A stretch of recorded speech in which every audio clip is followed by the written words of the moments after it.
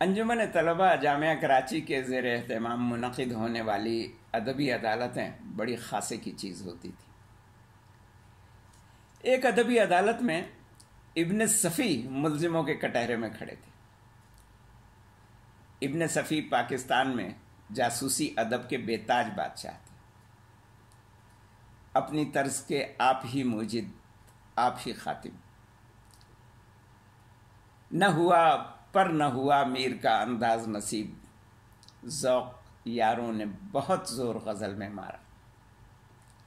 بہت لوگوں نے ان کا چربا کرنے کی کوشش کی مگر بات نہ بن سکی۔ ابن صفی نئی نسل میں بہت مقبول تھے۔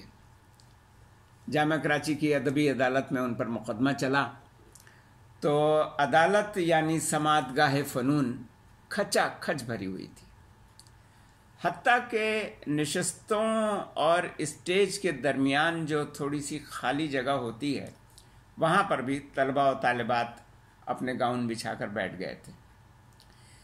ابن صفی پر جو الزامات عائد کیے گئے تھے ان کا خلاصہ یہ تھا کہ ملزم نے محض پیٹ کی روٹی کی خاطر غیر حقیقی اور غیر سائنسی واقعات لکھ لکھ کر نئی نسل کو گمراہ کر دیا ہے، انہیں عملی دنیا سے بیگانہ کر دیا ہے اور محض تصوراتی دنیا میں رہنا سکھا دیا ہے۔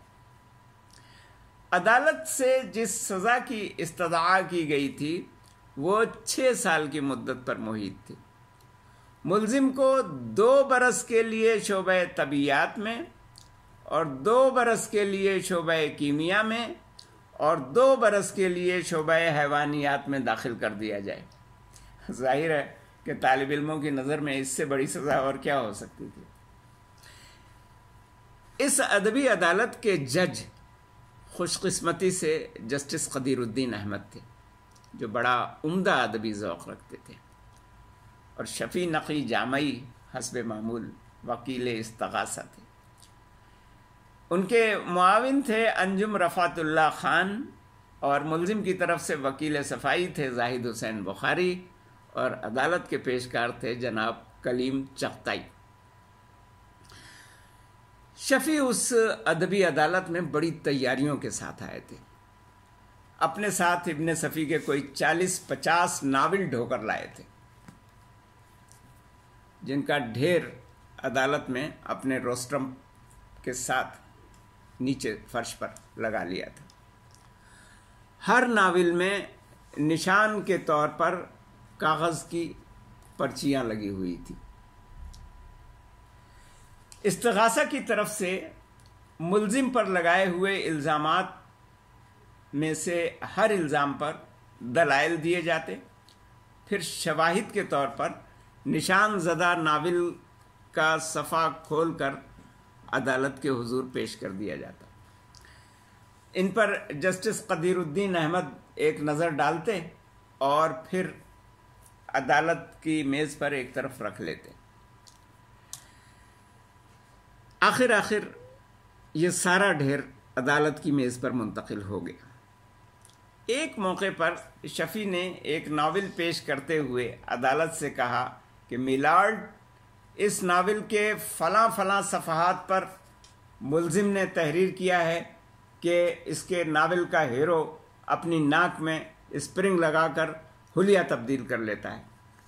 میں عدالت سے استدعا کروں گا کہ میں کچھ اسپرنگ لے کر آیا ہوں، معزز عدالت سے درخواست ہے کہ وہ ملزم کو ان اسپرنگز کو اپنی ناک میں لگا کر حلیہ تبدیل کرنے کا مظاہرہ کرنے کا حکم دے، اور ملزم اپنی ناک میں یہ اسپرنگ لگا کر حلیہ تبدیل کر کے دکھائے۔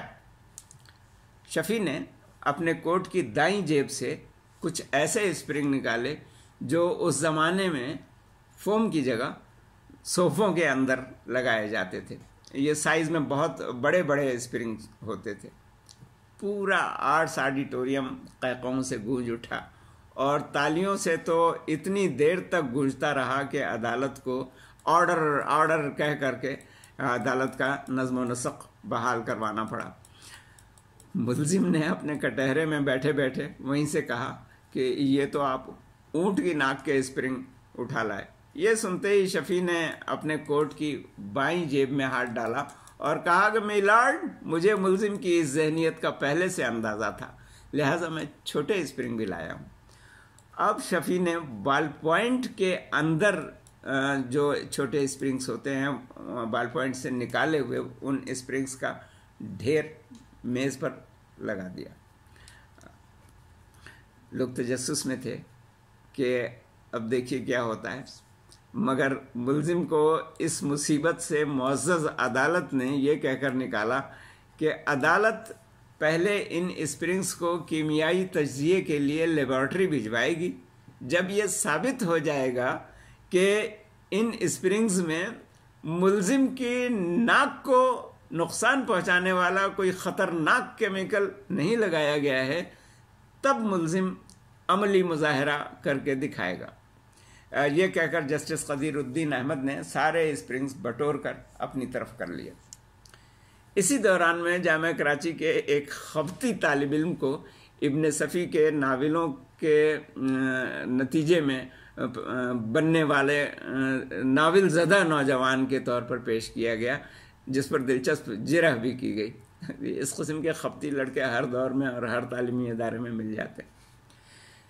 شفیع نقی نے ایک اعتراض یہ بھی کیا کہ جب ہم اسکول کے زمانے میں پڑھتے تھے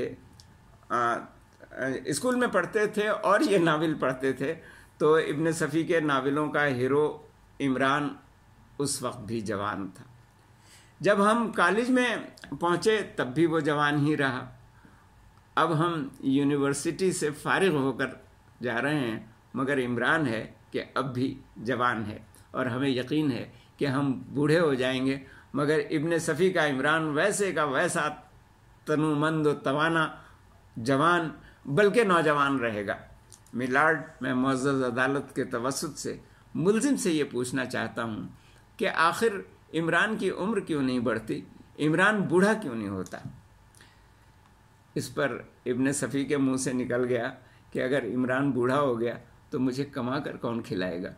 یہ جواب سن کر تو شفیع مارے خوشی کے ایک طوفان کھڑا کر دیا۔ شفیع نے نوٹ کیا جائے میلارڈ، نوٹ کیا جائے، ملزم نے اعتراف جرم کر لیا ہے۔ آخر میں جسٹس قدیر الدین احمد نے جیوری سے مشورہ کیا۔ جیوری میں شیخ الجامعہ ڈاکٹر احسان رشید اور شعبہ اردو کے صدر نشین ڈاکٹر فرمان فتح پوری تھے۔ جیوری نے ملزم کو باعزت بری کرنے کا فیصلہ کیا۔ یہ فیصلہ جسٹس صاحب نے خود سنایا۔ انہوں نے فیصلے میں جو باتیں کہیں وہ بڑی دلچسپ باتیں تھیں، مگر اس وقت صرف 2 نکات یاد رہ گئے ہیں۔ ملزم کے اعتراف جرم کے حوالے سے انہوں نے کہا کہ بعض اوقات حالات کا جبر بھی ملزم کو مجرم نہ ہونے کے باوجود اعتراف جرم پر مجبور کر دیتا ہے۔ اس ضمن میں انہوں نے اپنی حقیقی عدالت کا ایک واقعہ بطور نظیر سنایا۔ انہوں نے بتایا کہ 2 جڑواں بھائی تھے، ان میں سے ایک نے قتل کر دیا اور دوسرا پکڑا گیا۔ عینی شاہدین نے اسی دوسرے بھائی کو اصل مجرم کی حیثیت سے شناخت کر لیا۔ مجبوراً اس نے بھی اعتراف جرم کر لیا۔ اسے پھانسی کی سزا سنائی جانے والی تھی کہ اصل قاتل عدالت میں حاضر ہو گیا اور اس نے حقیقت ظاہر کر دی اور اپنے بھائی کو پھانسی سے بچا لیا۔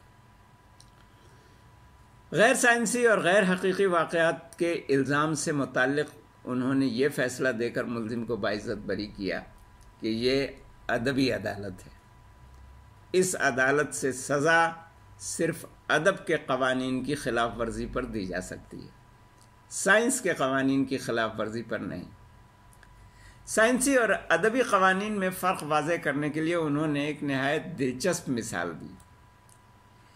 کہنے لگے کہ اگر آپ نباتیات کے کسی طالب علم سے یہ سوال کریں کہ گلاب کا سرخ پھول سرخ کیوں ہوتا ہے تو وہ کہے گا کہ گلاب کا سرخ پھول دیگر تمام رنگوں کو اپنے اندر جذب کر لیتا ہے اور سرخ رنگ کو منعکس کر دیتا ہے، اس وجہ سے ہمیں سرخ نظر آتا ہے۔ لیکن یہی سوال اگر آپ دنیائے شعر و سخن کے تاجدار میر تقی میر سے کریں گے تو وہ اس کا جواب یوں دیں گے کہ برابری کا تیری گل نے جب خیال کیا، صبا نے مار تماچے منہ سے لال کیا۔ اب ایسے لوگ کہاں اور ایسی محفلیں کہاں؟